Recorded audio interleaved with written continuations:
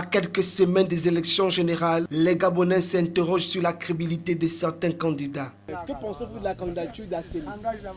Je dirais non. Ça, c'est contre-campagne. Concernant son neveu, ça ne se fait pas. Il doit soutenir son neveu jusqu'au bout. Voilà. Si nous le soutenons, lui aussi, il doit faire pareil. Voilà. Il faut avoir l'esprit de famille. C'est un citoyen comme tout autre. Voilà. C'est un Gabonais. Voilà. Donc, il a quitté la majorité pour se positionner, ben, c'est qu'il a une vision. Parmi tous les membres de l'opposition, aucun n'est vraiment crédible à mes yeux. Ils n'ont pas de projet vraiment viable. Ensuite, ils ont eu plusieurs mois pour pouvoir exposer leurs projets, essayer un peu de venir auprès de la population. Aucun n'est arrivé. Toute l'opposition, tous les membres de l'opposition, donc tous les partis vont mélanger un seul parti pour pouvoir proposer un seul candidat. Pour moi, c'est un peu, comment dirais-je, je ne trouve pas le mot en fait pour dire. C'est un peu comme une blague. C'est la candidature unique de l'opposition. Est-ce que vous êtes pour?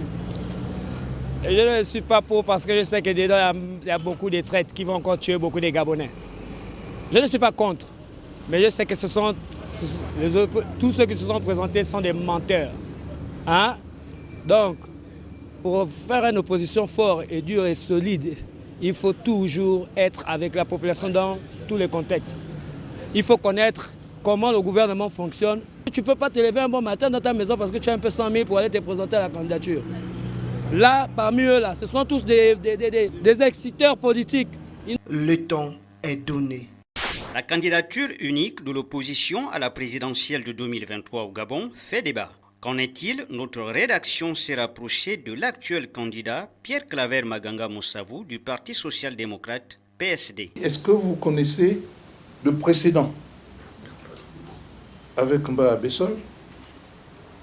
Le peuple souverain décide que pour telle ou telle raison, en fonction du discours, que c'est elle qu'il va choisir majoritairement. C'est ce qui s'est passé avec Mba Bessol. C'est ce qui s'est passé avec Pierre Mamoudou. C'est ce qui s'est passé avec Mba Obam. C'est ce qui s'est passé avec Jean Bing. Donc, on donne l'impression que l'opposition est divisée, alors qu'en réalité, il faut être à l'écoute des discours. Voyez-vous, une élection, c'est l'occasion pour le peuple gabonais de sortir d'une prison où il est enfermé. On donne à chacun la liberté de faire le choix de celui qu'il croit capable d'assumer la fonction présidentielle. Ancien candidat à l'élection présidentielle de 1993, Paul Mba Bessol botte en touche l'option d'un candidat unique de l'opposition. Aujourd'hui, vous parlez de candidature unique. Ça veut dire que nous sommes devenus des enfants, quoi. Il faut donner... Les gars sont plus capables de dire, entre 7, je choisis un. Ils ne savent plus. C'est-à-dire, ils ont perdu le sens des valeurs. Je peux choisir même entre 100 personnes.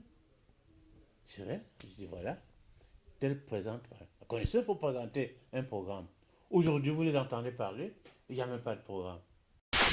Enfin, Hugues Alexandre Barrault-Chambrier met fin au suspense et s'est dit prêt à défendre les couleurs du pays. L'annonce a été faite dimanche dernier à Libreville. Alexandre Barrault-Chambrier, qui sillonne depuis 2 ans le Gabon du nord au sud, de l'est à l'ouest, est déterminé à prendre les affaires en main pour un Gabon plus prospère. Je serai un président présent, disponible et à l'écoute de ses compatriotes.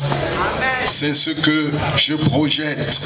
Nous travaillerons en faveur de l'autonomisation afin que chacun puisse avoir les moyens de se prendre en charge et sortir la mendicité des esprits. Nous allons réformer l'école gabonaise et extirper la politique de son sein.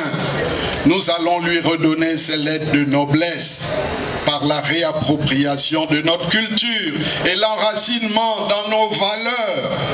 Nous ferons du Gabon une vraie terre d'opportunités en créant un climat des affaires favorable pour procurer du travail aux nombreux diplômés qui végètent à la maison aux frais parfois de leurs parents. Nous allons faire passer notre pays d'une économie de rente à une économie de production. Nous allons travailler à offrir aux Gabonais des conditions de vie dignes et à la hauteur du potentiel de notre pays. Sachez à toutes fins utiles que la présidentielle est prévue pour le 26 août prochain. À travers une déclaration ce 6 juillet 2023 à Libreville, la dynamique pour la transition politique et pacifique au Gabon, DTPPG, définit la transition politique concertée comme une période intermédiaire entre deux styles distincts de gouvernance au Gabon, dont l'objectif est de changer le système de gestion politique actuel afin de reconstruire la Deuxième République. En sa qualité de président du consortium des organisations de la société civile pour la transparence électorale et la démocratie COTED et leader des églises internationales de Nazareth, le révérend pasteur Georges Bunongoussi, qui adhère à cette initiative, donne son point de vue. Je suis vraiment inquiet parce que je constate une différence entre nos vœux qui vont dans le sens de la logique et la réalité de la gouvernance dans notre pays. Les vœux que nous émettons ici sont une logique louable. C'est des choses que nous voulons. Mais la réalité de la gouvernance politique dans notre pays fait en sorte que moi, en tant qu'homme de Dieu, je ne partage plus entièrement une option. J'opte pour les deux parce que j'en tire une inspiration dans la Bible. Dans la Bible, lorsque Néhémie a été touché par la destruction de la muraille de Jérusalem, et quand il était question pour lui de rebâtir la muraille, il est allé, il a constitué une équipe de travailleurs. Et cette histoire, on la trouve dans Néhémie 4, à partir du verset 7. Profitons des échanges avec l'assistance et la presse censée de relayer l'information, le révérend pasteur Georges Bunongoussi propose par ailleurs, au risque de nous taxer de faire le jeu du pouvoir, il est mieux que nous jouons la stratégie de Néhémie. Que les gens, que nos candidats partent de poser leur dossier de candidature. En même temps, nous savons que la transition est inéluctable.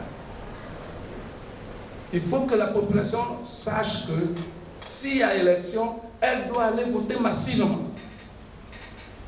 Dans les urnes, nous aurons au moins quelque chose qui nous permettra de nous faire entendre par nos partenaires que vous avez cités tout à l'heure. Mais c'est parce qu'en face, il y a un seul candidat naturel.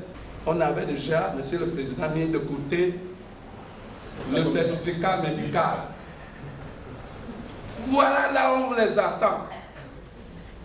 On attend ce médecin qui a prêté le serment d'Hippocrate pour nous prouver par A plus B que le certificat médical qu'on va nous livrer à ce candidat naturel est un certificat médical scientifique. Rappelons que la transition politique concertée, exigée par la DTPPG, passe inéluctablement par la volonté des gouvernants et les Gabonais sans distinction de camp politique d'origine sociale qui remplit les droits civiques, l'exécutif et les partenaires du Gabon sont entre autres les principaux acteurs. Je dirais non. Je dirais particulièrement non. N-O-N, non. Tu ne peux pas te lever un bon matin dans ta maison parce que tu as un peu 100 000 pour aller te présenter à la candidature. Là, parmi eux, là, ce sont tous des exciteurs politiques.